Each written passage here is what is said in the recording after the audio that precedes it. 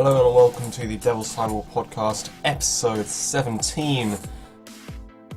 I don't have a clue on what I'm going to say for this episode in the intro, but I do know what I'm going to say in the main bits, which is actually a new thing, that I actually have something planned for the main bit of this intro, the whole podcast.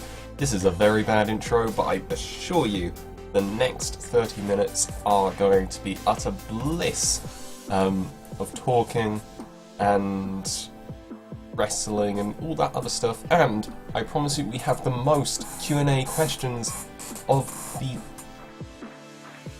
the podcast history so far, which is going to be great. So, without further ado, how about we kick it in? And first off, let me just point something out about... Actually, no, we always start with what I've done this week. So how about that? Let's do that. I'm back home, back in my family home.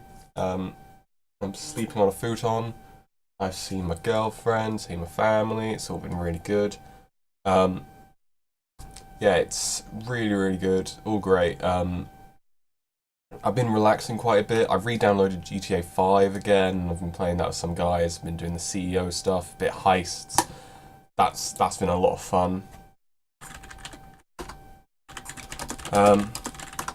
And not much has happened. It's been a lot of relaxing and not actual productivity. Maybe it should have been productive. Who knows? But I've also been watching some of my childhood classics on Netflix as well. Two nights ago I watched The Magic Roundabout, if you've ever watched that. And last night I watched Spy Kids. I'm fully aware that for an 18-year-old watching those films is kind of a bit questionable, but I don't know, it's just quite nice feeling. But yeah, other than that, I have no idea of what else I've done, really. What a palaver. But what did happen this week in wrestling was Raw and SmackDown really underwhelming. Just by content's worth, quite underwhelming. I mean, I could try and remember what was on Raw and SmackDown, but I can't right now. Like, all I know is John Cena versus Undertaker, and a few matches were announced. You know, you got your Daniel Bryan, Shane McMahon versus Kevin Owens and Sami Zayn. You've got your... Oh, what is it? What is it? I don't know. Alex versus Nia Jax Australian. No, I just don't think I know enough about what happened on Raw and SmackDown. But something happened on Sunday, which was very, very big for New Japan Pro Wrestling and its USA connection. Of course, it was New Japan Pro Wrestling Strong Style Evolved. Woohoo. And you know what? I fully enjoyed it to the max. It was a good show. And it was the first show that, for the sake of the podcast, I wrote some notes for this. Which is very, very odd. I don't normally write notes, so let me open my notes and let me tell you what happened. So, the whole thing started off with a great intro video, just detailing every match, and it really put into importance both the main events, both the US Championship match between champion Jay White and Hangman Page, and the Golden Lovers versus Young Bucks non-title match, even though they don't have titles. The commentary was good, not great. Both of them, Josh Barnett and Jim Ross, both good commentators, but of course the age has just affected Jim Ross, and also, of course, he's not fully with New Japan, and Josh Barnett isn't the greatest. He puts in some good stuff, but not the greatest. But the show opened with the team of Roppongi 3K, which was Sho, Yo, and Rocky Romero, versus the Ring of Honor 6-man tag team champions SoCal Uncensored, which are Christopher Daniels, Frankie Kazarian, and Scorpio Sky. And first off, let me just mention, Yo is a complete hunk. I'm pretty sure if I went gay, he might be the first guy I go after, but I don't know. Anyway, getting off topic. It was a pretty good match. I really enjoyed it. There were some really good moves. There was a really good springboard move by Christopher Daniels. It was out to the outside, but he was on the apron. It was really good. I really enjoyed that. And there was a really great near finish moment with SoCal Uncensored, with a whole sequence and everything. And throughout this match, I really saw great chemistry between former New Japan Pro Wrestling Junior Tag Team Champions Roppongi 3K. They're just a really, really good team.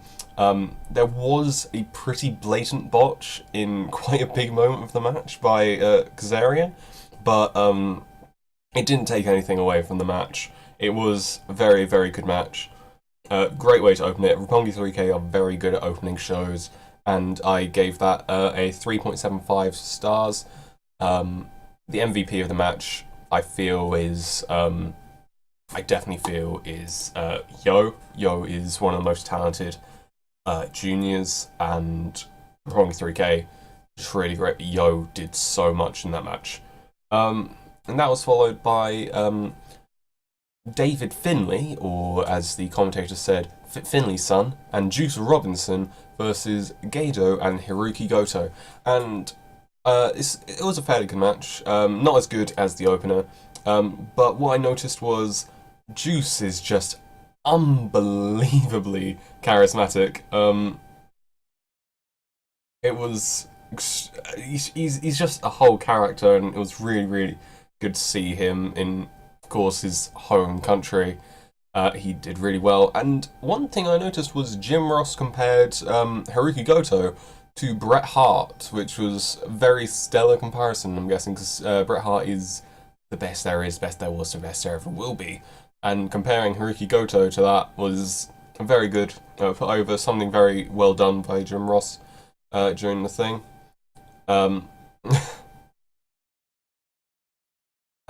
So other things I noticed about this, Juice is just unnaturally over the crowd. Juice is a great character. He could be pushed as the face of the America, but I think what they might push him towards is the Never belt, so he's just faced off with Goto. And one other thing I noticed was Finlay has amazing uppercuts, despite the fact I do not like him at all, because he's just very uninteresting. He has brilliant European uppercuts, especially his corkscrew one off the second rope, really, really good. Also, Goto started bleeding from the mouth like a few minutes into the match, which was quite hilarious. But the finish of the match was surprising to me. They gave Finlay the pin. They let Finlay pin Gedo, which was very, very surprising. I'd expect Juice or Goto to get the pin. When I was predicting these matches, I was thinking, okay, so either Finlay or Gedo's gonna get pinned. So this was a very good surprise. The MVP of that match was Juice Robinson. He did so much and really put on a stellar performance, and I gave it 3 stars, 3-star match. Next up, my pick for what was going to be match of the year, Chucky T and Toriano versus Killer Elite Squad, which is the team of, can I remember? Lance Archer and Davey Boy Smith Jr. There we go. So, Lance Archer's entrance, everyone loves it. Just the crowd interaction with the water really went well. He's getting over well. He's probably the best in getting over in Killer Elite Squad. Like David Boy Smith Jr., he just goes to the ring and all that stuff. Lance Archer does a bit more. It's kind of something I like with him. And what I did notice is Toriano, even though it's an American crowd, he is so over compared to everyone else. Everyone was chanting for him, and he came out with his DVD. It's all good. Toriano was a really, really good pop. One other thing I noted in this, I didn't write anything about a spot of Yano, even though there were really good spots of Yano. All I wrote was, Jesus Christ, I love Yano, which I think sums up how I feel about Yano.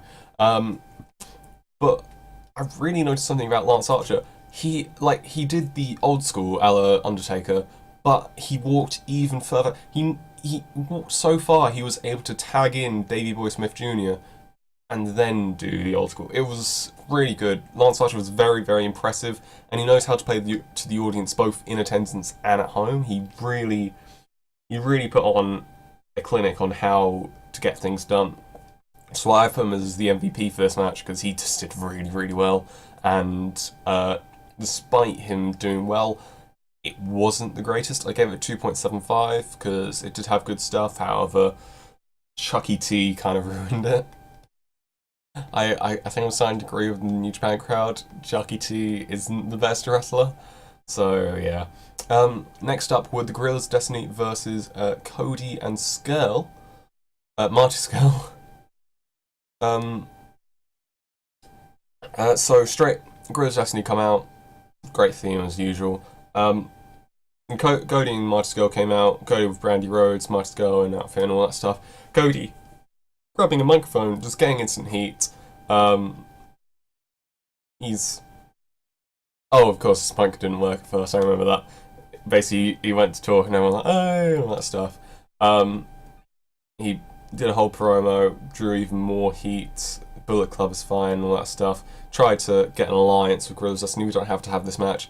And Tanga Loa, instead of Tama Tonga, Tanga Loa took the mic and did the promo, and he was actually not bad. Tanga Loa is a lot more underrated than what they think. He's very athletic as well, and he just said, no, we are having this match today, and we are not Team Cody. We don't care what team we're on, we aren't Team Cody. And when it got straight into it, Tama Tonga has just an unreal in-ring attitude. The way he just stares at you, his whole psychology in the ring is perfect. He's great in that sense, and I think he can improve quite a bit because he is an OGBC and he's really, really good. And I also noticed he's extremely athletic as well. He's very quick. He's got American football's kind of like athleticism and able to pull off moves like that, and he's really, really good at it. And one thing I also noticed was New Japan Pro Wrestling camera work is really good because as Tama Tonga or Tanga Loa was like arguing with Cody on the outside, the camera caught Skrull hitting one of Guerrillas Destiny off the apron on the other side and then attacking the other, and it was just really, really good camera work, something you wouldn't see in WWE really. So my MVPs of that match were the Guerrillas Destiny. I couldn't pick just one of them because both of them played into this match really well. They're a really great unit. And I gave it a 3.5. Not as good as the opening match, but definitely better than anything else that had been put out so far. And next up was a bit of a faction matchup. You had Los Ingobernables de Japón, which was Tetsuya Naito, Sanada, Hiromu Takahashi, and Bushi, versus the team of Taguchi Japan, which involved Hiroshi Tanahashi, Ryusuke Taguchi, and Kushida, and Dragon Lee. Dragon Lee, a very, very surprising entrant into this match. I guess get him when you can. Of course, with the Hiromu Takahashi feud and all that, it's very good to build something up. Notes I made about this match: Los Ingobernables are incredibly over, especially Naito. They've really locked in and they're very, very over the American crowd, which is good to see. They're a great stable. Taguchi was wearing an In-N-Out hat. I think that's just had to be said. Taguchi is a great character. He's not fully comedy, which was good. Like, he's not Yano comedy, but he adds a bit of hilariousness to his stuff. There was a little botch with the plates at the start, when it showed the graphics, where it shows these people versus this person. It went Hiroki Goto instead of Hiroshi Tanahashi, which I saw, and I was like, oh, New Japan, and all of that. All I noted was everyone worked really well in this match, and when Hiromu Takahashi and Dragon Lee fought, there was some really, really good spots. The MVP of this match, it may be biased, but I went for Hiromu. Hiromu's just really, really good in the ring, and if he goes to heavyweight, that'll be great. And I gave it 3.75, as good as the opening match. But of course, nothing better really. And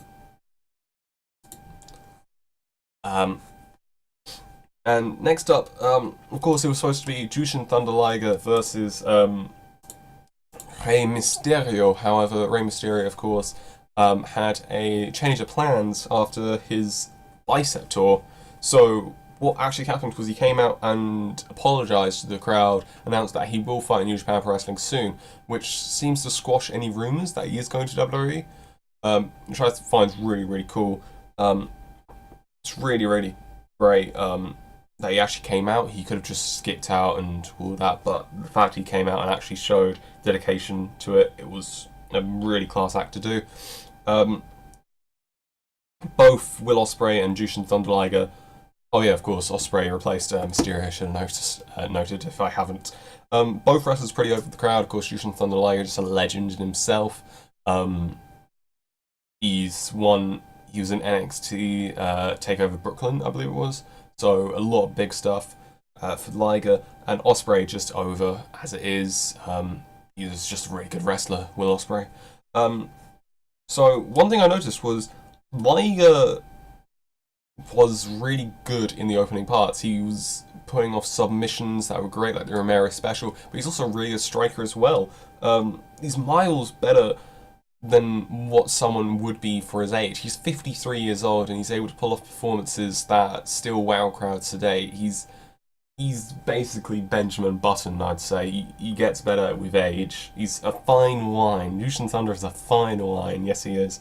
And one other thing I noticed, Ospreay, he's like a gymnast. He's basically the best high flyer in the world. I stave that statement. He is one of the best, and his work in this match really showed it. And with Mysterio's presence in the crowd, it actually added something to this match. There's this legend in the crowd as well who's connected to this match, and it added a bit more importance to this match. And of course, actually, I didn't even mention who won previous matches. Jesus. So yeah, Finlay got the win for the Gato Goto match. Killer Elite Squad beat Chocolatilla and Yano. Cody and Scale beat Guerrilla's Destiny, which I was kind of annoyed about. Bolton Gold versus Taguchi Japan, Dragon Lee. I don't remember who won. That's bad. Ooh, let me quickly check. And for this one, I believe William Ospreay won. Yeah, William Ospreay won, I'm sure. Yeah. Oh yeah, Los Ingobernables beat Taguchi Japan and Dragon Lee. But yeah, my MVP of this match was Jushin Thunder Liger, just for the fact both of them did really well, but the fact that Jushin Thunder Liger is 53 years old and pulling out stuff like that is just incredible. And I gave it a 4-star rating. But after the match, what happened? Ospreay did a promo, and he kind of teased the fact that we might get Ospreay versus Mysterio in the future, which I would be down for. And what happened after was when Mysterio came to the ring, Scale came out, attacked Ospreay and stole Mysterio's mask. And all I put was Scale is a villain. He's definitely going after the IWGP Junior Heavyweight Championship again. And I think it's been announced for Secure Genesis, that's the match, so that'll be pretty cool. Of course, next up, Kazuchika Okada and Tomohiro Ishii versus Minoru Suzuki and Zack Sabre Jr., so Chaos versus Suzuki-gun.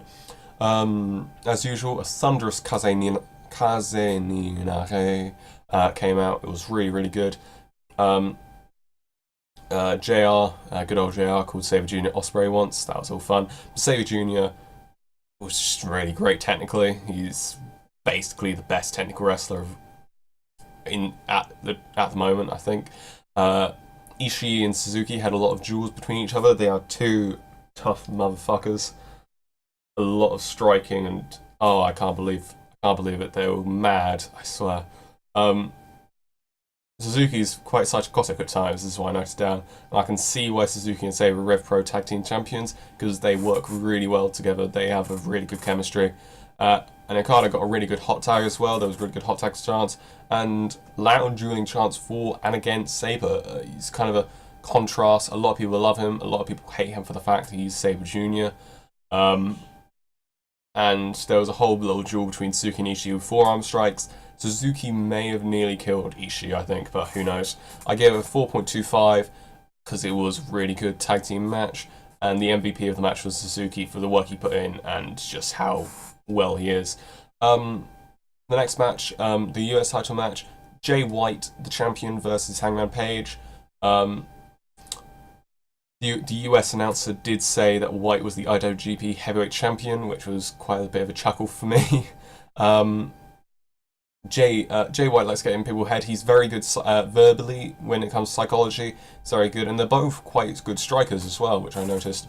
There was a move that Hangman Page was looking for, which he only got once after a lot of failed attempts. The buckshot lariat, like I said, it was sexy as hell, and it is. It's like a springboard in, a bit of a roll, and then a lariat is brilliant. And when Jay White was about to be hit with Hangman's move, he reversed it straight into the Blade Runner and got the pin. It was really, really good. And he got the win, of course, retained.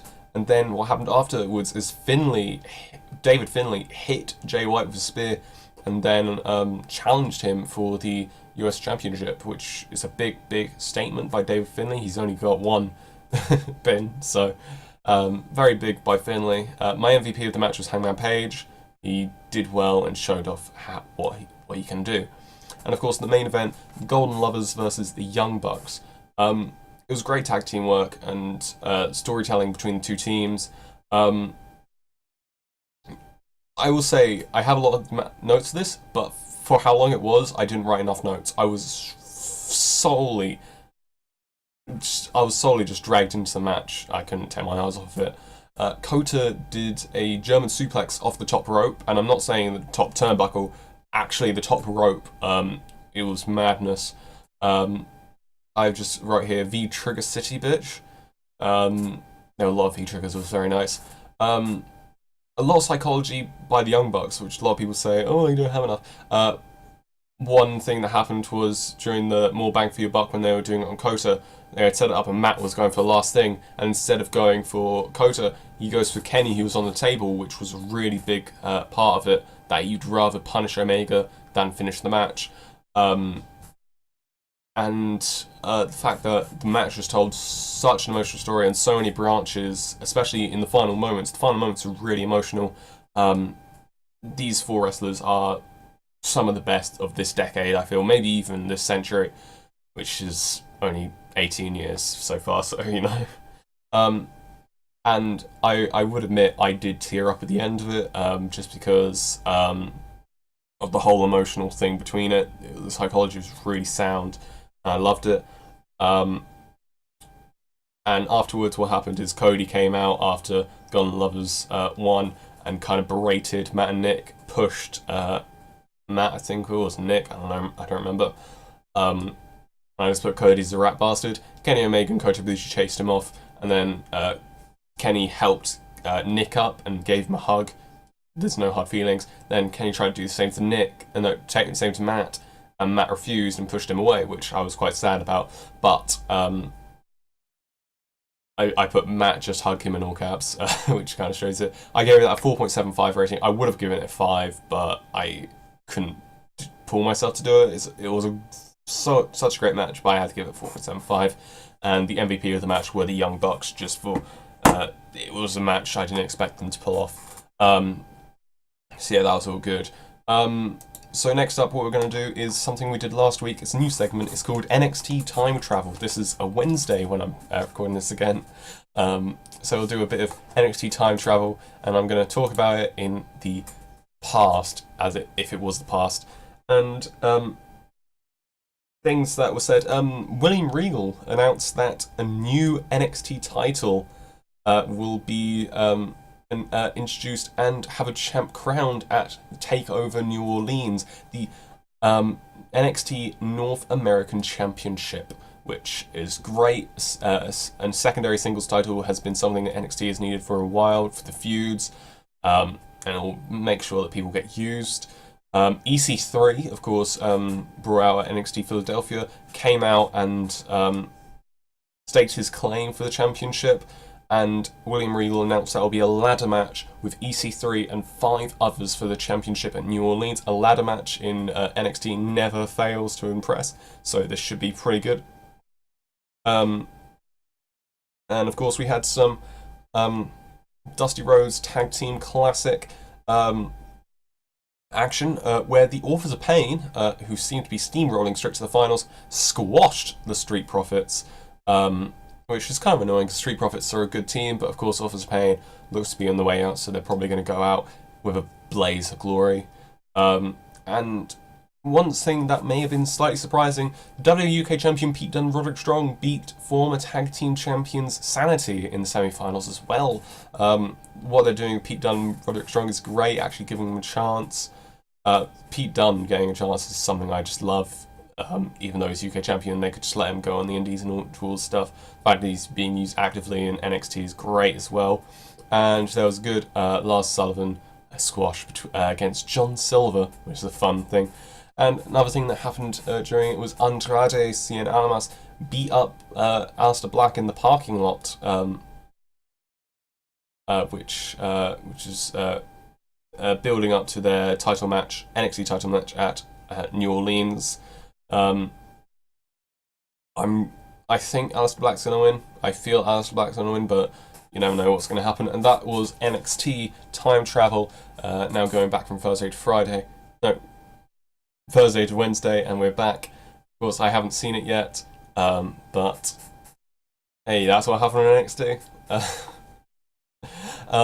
And finally, we're going to do the whole Q&A stuff, and this whole episode has really worked well. The Strong Style Evolved shit has actually helped, but I've got some 5 cheeky questions for the Q&A, which is actually surprising because I haven't had 5 before. I've normally had 2 or 3. So let's go straight into it. And with the first person who asked me, who do you want to see Daniel Bryan fight now he's back in action? Now, of course, Daniel Bryan, noted last episode, he's now back from retirement, of course, being fixed from his injury. And I would like to see him fight Nakamura. It's one of the matches that Nakamura actually joined the WWE to do. I'd love it to happen, and I think it'll be really good. Of course, Kinshasa versus the flying knee should be should be a really good match. And if they both stay on SmackDown, it could happen in the future, which I cannot wait to see. So yeah, Nakamura is my pick for that. Someone else asked, who do you think is going to win the SmackDown Tag Team title match between the New Day, the Usos, and the Bludgeon Brothers at WrestleMania? I feel that they're not going to give the Bludgeon Brothers the win. Even though they've been on a dominant tear, I think they're going to give the faces the win here. And I think the New Day might come out on top for the titles. I feel the New Day might win. It's a very, very outside pick. I'm going to go the New Day. Now, going away from some wrestling stuff, we've got some normal questions. What is my desert island disc? Of course, what CD or music album would I take to a desert island to listen to? And if I had to choose, it would probably be... Ooh, actually, this is a difficult one. Oh, no. Ooh, that's difficult. I'd probably go for... Oh no. You know what? I'll go for the In Tongues EP by Joji. It's a very relaxing thing. It'll probably help me relax at night and all that stuff on Desert Island. Why is the word for a fear of long words hippopotomonstro esquipulidaliophobia so long? It's because it's Latin, and long words is just very long in Latin, so yeah, it's not the great. It's very ironic, but it's quite hilarious at the same time. And someone asked, "What is my meme of the month?" Now, let me quickly go on to dank memes, see what's been happening. You know what?